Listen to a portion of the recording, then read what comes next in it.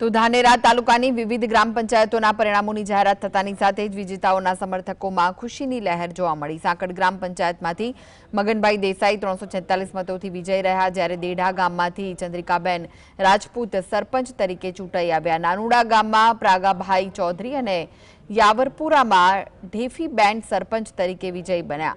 College ground ખાતે મોટી સંખ્યામાં લોકોની જનમેદની ઉમટી। વિજેતા ઉમેદવારો બહાર નીકળતા ટેકેદારો સહિતના સમર્થકો ઢોલ નગારા સાથે જયઘોષ કરીને અભિનંદન પાઠવ્યા હતા।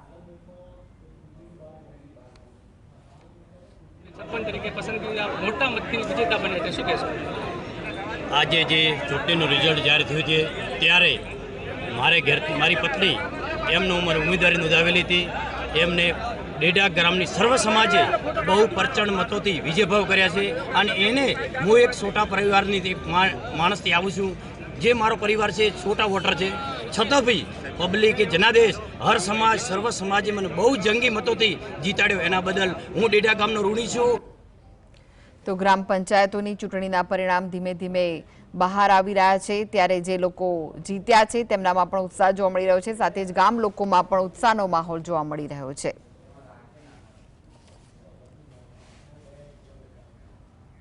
તો આ વિશે જ વધુ માહિતી માટે જોડાઈ ગયા છે બનાસકાંઠાથી સંવાદદાતા ધ્રુવ। અત્યાર સુધીમાં કેટલી બેઠકોના પરિણામો સામે આવ્યા છે અને શું વિગતો મળી રહી છે, કેવો ઉત્સાહ જોવા મળી રહ્યો છે? જી ચોક્કસથી જણાવ્યું જે રીતે ગ્રામ પંચાયત ચૂંટણીનું ધીમે ધીમે પરિણામ જાહેર થઈ રહ્યું છે। આજે મહત્વનું પરિણામ માનવામાં આવે છે, કારણ કે સરપંચ પદના જે પણ ઉમેદવારો છે તેઓ જે રીતે ઉમેદવારી નોંધાવી હતી તે બાદ મતદાન થયું હતું અને આજે મતગણતરીનો મહત્વનો દિવસ છે। બનાસકાંઠા જિલ્લાના વિવિધ ગ્રામ પંચાયતોમાં એક માહોલ બન્યો છે। મારા કેમેરામેન દ્રશ્યો બતાવી રહ્યા છે, વિવિધ ગ્રામ પંચાયતોના સરપંચ પદના જે ઉમેદવારો છે તે પણ પહોંચ્યા છે, તેમના ટેકેદારો સમર્થકો મોટી સંખ્યાના અંદર પહોંચ્યા છે, કારણ કે જે રીતે જીતનો એક ઉત્સાહ હોય છે, એક માહોલ બનતો હોય છે। જોકે જે પ્રકારે જિલ્લાના અંદર 322 જેટલી ગ્રામ પંચાયતો છે તેના અંદર ચૂંટણી યોજાઈ રહી છે, 303 જેટલી સાધારણ અને તે બાદ 19 જેટલી ગ્રામ પંચાયતો છે તેના અંદર જે રીતે સામાન્ય અને તે બાદ પેટા ચૂંટણી યોજાઈ રહી છે, અને લઈને માહોલ પણ જામે છે। આ જિલ્લાના વિવિધ ગ્રામ પંચાયતોના વિસ્તારના જે લોકો છે તેઓમાં એક ઉત્સાહનો માહોલ છે। શું કહેશો, આજે કઈ ગ્રામ પંચાયતમાંથી તમે આવે છો, કયા ગામમાંથી આવે છો? ચૂંટણીનું પરિણામ જાહેર થયું છે? ના, હજુ બાકી છે। શું લાગે છે તમારા વિસ્તારમાં કેવા સરપંચ હોય ને તમને કેના પર લાગે છે કે તે સરપંચ પદે જાહેર થશે? મારું સાહેબ 5 ઉમેદવાર સારા ઉભા છે, જે હવે વોટ લોકો સ્વીકાર કરે એ આવશે। 5 સારા છે ઉમેદવાર તો। જે પણ સરપંચ ચૂંટાઈને આવે તેમની પાસે તમને કેવી આશા અપેક્ષાઓ છે, કેવા વિકાસના કામો ગામમાં થવા જોઈએ? અમને ગામનો વિકાસ કરે સારો, વિકાસની જરૂર છે, વિકાસ કરે સારો સરપંચ જે સારું કરવાના છે। શું કહેશો, તમને કેવા સરપંચ જોઈએ છે, કેવા સરપંચ ચૂંટાઈને આવવા જોઈએ?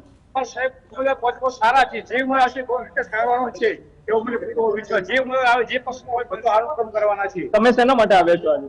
મતગણતરી માટે। કેવો માહોલ છે આજે મતગણતરીનો દિવસ? શાંતિપૂર્વક છે, સારું આયોજન સારું છે। વહીવટીતંત્રની કામગીરી કેવી છે? સારી છે।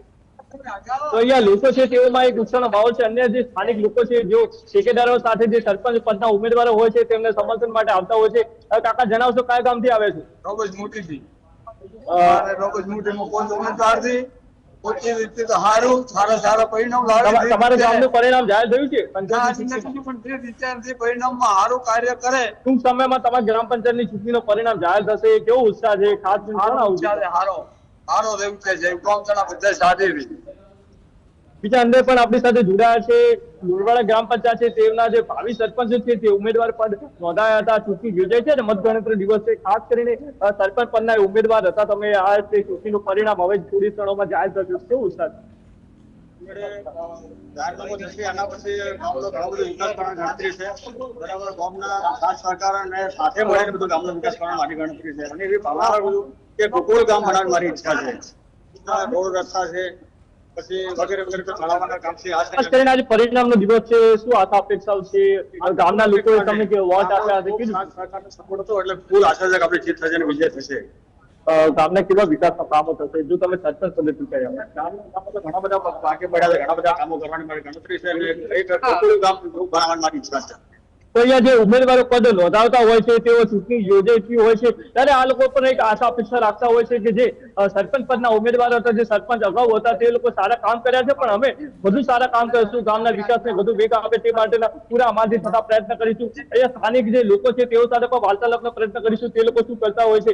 ખાસ કરીને જે ગ્રામની પંચાયતની ચૂંટણી હોય છે, સરપંચ પદના ઉમેદવારો મહત્વના માનતા આવતા હોય છે, કારણ કે જે વિકાસની જે ગ્રાન્ટો હોય છે તે પણ મળતી હોય છે અને સરપંચ પદ જે હોય છે તેઓ વિકાસની ગ્રાન્ટનો ઉપયોગ સારી રીતે થતો હોય છે। ગામમાં કયા પ્રકારની જરૂરિયાત હોય છે, શું જરૂરિયાત હોય છે તે માટે મહત્વનું હોય છે। ત્યારે એ સ્થાનિક છે, કાકા કયા ગામથી આવે છે?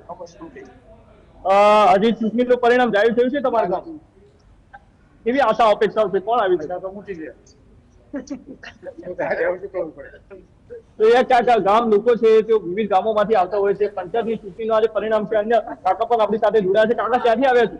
અમે તો ભાઈ ભાગોદરાથી આવ્યા હતા, જોવા પડતા સરપંચ થવા પડતા તમારા ગ્રામ પંચાયતની ચૂંટણી પરિણામ જાહેર થયું? હેલો ધાર છે બધી હરીભાઈ બિનહરીફ થયું? અમે છોટે કરતા જ નહીં કોઈ દાડો, આ બધી છોટે આવા કીધી તો આજે અહીંયા શેના માટે આવે છે?